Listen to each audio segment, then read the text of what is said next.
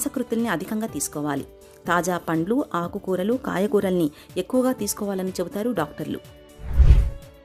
ఈరోజు చాలా మందిలో పీసీఓడి అనే సమస్యను చూస్తున్నాము, polycystic ovarian disease are syndrome.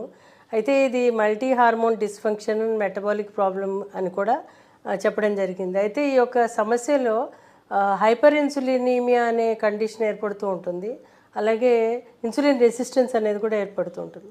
ఈ రెండు కూడా ఒకదానికి సంబంధం ఉంటుంది. ఎప్పుడైతే హైపర్ ఇన్సులినీమియా రావడం లేకపోతే ఇన్సులిన్ రెసిస్టెన్స్ ఏర్పడిందో అప్పుడు వీళ్ళకి జుట్టు అంటే శరీరంలో హార్మోన్స్ మీద ప్రభావం చూపించి టెస్టోస్టెరాన్ హార్మోన్ పెరగడము, అలాగే వాళ్ళకి అది కూడా టెస్టుల్లో కనిపించదు, కాకపోతే వాళ్ళకి ఆ యొక్క సైడ్ ఎఫెక్ట్ బాడీలో కనిపిస్తూ ఉంటుంది.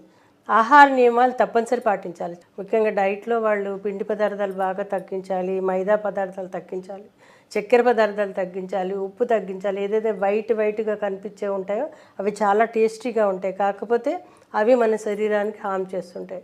ఇంకేం తినాలి అంటే మిల్లెట్స్ లాంటివి అధికంగా తీసుకోవాలి, అంటే నెమ్మదిగా అరిగే పదార్థాలు తీసుకోవాలి. గ్లూటిన్ అధికంగా ఉన్న పదార్థాలు తీసుకోకూడదు. ఫ్రూట్స్ అధికంగా తీసుకోవాలి. నాన్ వెజ్లో అంటే రెడ్ మీట్ తగ్గించాలి, కొంతవరకు చికెన్ తీసుకోవచ్చు, ఎగ్స్ తీసుకోవచ్చు, న్యాచురల్ ఎగ్స్, అలాగే ఫిష్ లాంటివి తీసుకోవచ్చు. ఇవి తీసుకోవడం ద్వారా ఏమవుతుందంటే వాళ్ళకి ఫ్యాటీ లివర్ లాంటిది రాకుండా ఉంటుంది, ఒళ్ళు రాకుండా ఉంటుంది, సిస్టమ్ రెగ్యులరైజ్ అవుతుంది, పీరియడ్స్ రెగ్యులరైజ్ అవుతాయి, వాళ్ళకి ఆ సిస్టస్ ఏవైతే ఉన్నాయో నెమ్మదిగా రిజాల్వ్ అవుతాయి. సో ఇది చాలా చాలా ముఖ్యం.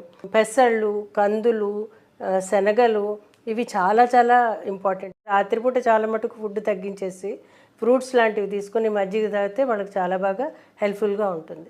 యోగాసనాలు, అలాగే రెగ్యులర్ వాకింగ్ లాంటిది, బ్రిస్క్ వాకింగ్ లాంటివి చేస్తే కనుక బరువు కంట్రోల్ అవుతుంది.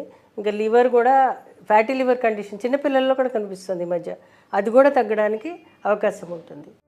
మన ఒంట్లో కీలకమైన ఇన్సులిన్ హార్మోన్ పనితీరు అస్తవ్యస్తంగా ఉన్నప్పుడు హార్మోన్ల సమతూకం దెబ్బతింటుంది. ముఖ్యంగా ఈస్ట్రోజన్ హార్మోన్ గాడి తప్పుతుంది. టెస్టోస్టిరాన్, ఆండ్రోజన్ వంటి పురుష హార్మోన్ల మోతాదు పెరుగుతుంది. దీంతో అండాశయాల్లో నీటి బుడగలు పుట్టుకొచ్చేస్తుంటాయి. మరోవైపు నెలసరి చిక్కులు కూడా మొదలవుతుంటాయి. పీసీఓడీ సమస్యకు ఇన్సులిన్ నిరోధకత జతకలవడంతో రక్తంలో గ్లూకోజ్ పెరిగిపోయి హైపర్ ఇన్సులినిమియా మొదలవుతుంది. ఈ పరిస్థితిని అధిగమించేందుకు షుగర్ జబ్బు ముప్పును నివారించడానికి జీవనసరళి, ఆహార వ్యాయామాల్లో తగిన జాగ్రత్తల్ని తీసుకోవాలి. శరీరానికి చాలినంత శ్రమ కల్పించుకోవాలి. ఒత్తిడికి చిక్కకుండా ఉండాలి. ఆహారంలో పిండి పదార్థాలు, నూనెల్ని బాగా తగ్గించాలి. ముడి బియ్యం, తృణధాన్యాల్ని, ముఖ్యంగా కొర్రల్ని తప్పనిసరిగా తీసుకోవాలి. యోగాసనాలు, నడక, అందులోనూ బ్రిస్క్ వాకింగ్ చేయడం మేలు. చిట్కాల విషయానికి వచ్చేసరికి కట్టుకరువణి అనే ఔషధం ఉంటుంది. ఆ కట్టుకరువణి